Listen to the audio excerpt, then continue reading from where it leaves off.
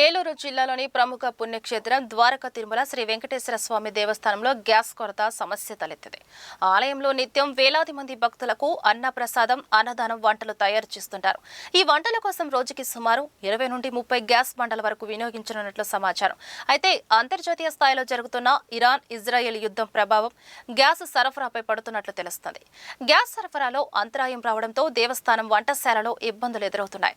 దీంతో తాత్కాలికంగా పాత పద్ధతిలో కట్టెల పొయ్యిల ద్వారా వంటలు ప్రారంభించేందుకు దేవస్థానం అధికారులు నిర్ణయం తీసుకున్నారు. భారీ స్థాయిలో అన్న ప్రసాదం తయారు చేయడానికి కట్టెల పొయ్యిలు ఉపయోగించడం కొంత కష్టాంతరమని అధికారులు చెబుతున్నారు. అయినప్పటికీ భక్తులకు అన్నదానం ఆగకుండా ఉండేలా ప్రత్యామ్నాయ ఏర్పాట్లు చేస్తున్నామని దేవస్థాన వర్గాలు వెల్లడించాయి.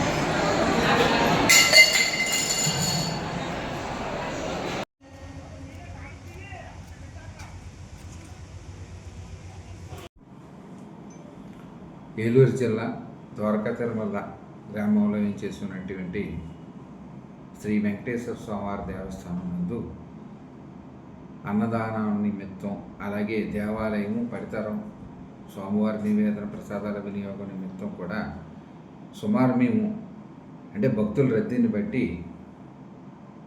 ఒక 40 సిలిండర్ల వరకు కూడా వాడటం జరుగుతుంది. సుమారుగా అన్నదానానికి అయితే 20 నుంచి 25 సిలిండర్లు, అలాగే ఉచిత ప్రసాద వినియోగం నిమిత్తం, అలాగే దేవాలయం మన పడితరము స్వామివారి నివేదన తయారు చేసే నిమిత్తం, అలాగే ఉపదేవాలయాలు, దత్త దేవాలయాల నిమిత్తం కూడా 20-25 సిలిండర్లు మేము నిత్యం కూడా వినియోగిస్తూ ప్రసాదాలు తయారు చేయటం జరుగుతుంది. అన్నదానానికి అలాగే ప్రసాదాలకి అది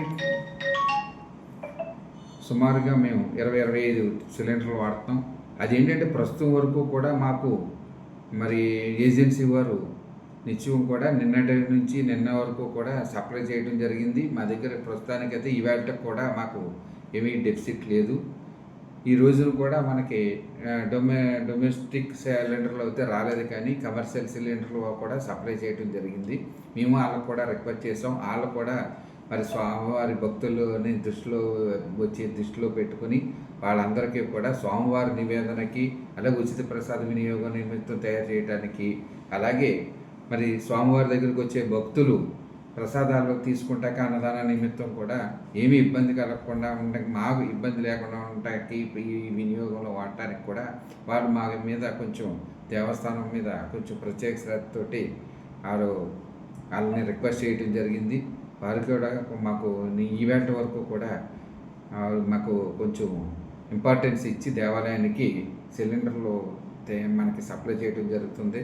కానీ రేపటి నుంచి పరిస్థితులను కూడా మేము మా సిబ్బందితోటి మేము ప్లాన్డ్గా వాళ్ళతోటి మీటింగ్లు పెట్టుకుని దాని ప్రత్యామ్నాయ ఏర్పాట్లు కూడా మేము చేయటం జరుగుతుంది.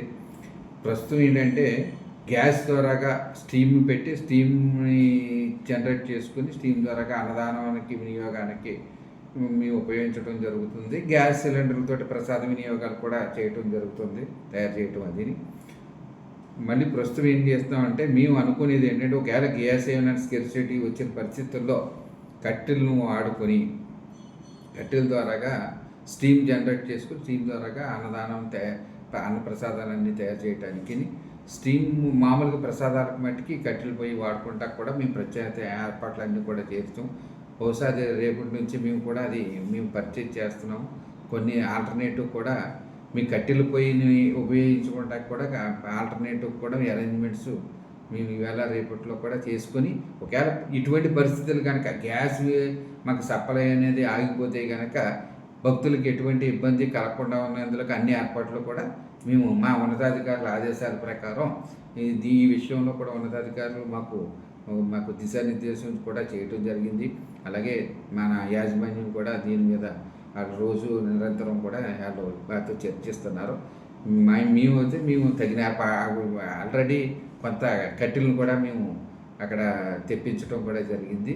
ఎట్టి పరిస్థితుల్లో ఈ ప్రసాద వినియోగాలు కానీ అన్నదానం కూడా ఏమీ ఆగకుండా నిరంతరం కూడా భక్తులకి ఉచిత ప్రసాదము అలాగే ప్రసాదాల వినియోగం కూడా దేవాలయానికి ఏమీ ఇబ్బంది లేకుండా దేవాలయ స్వామివారి నివేదన కూడా ఇబ్బంది లేకుండా ప్రత్యేకమైన ఏర్పాట్లు కూడా చేయించుకోవటం జరిగింది. ఎర్రజెట్ భద్రాజీ కార్యనిర్వహణాధికారి శ్రీ ద్వారకా తిరుమల వెంకటేశ్వర స్వామి దేవస్థానం. Thank you.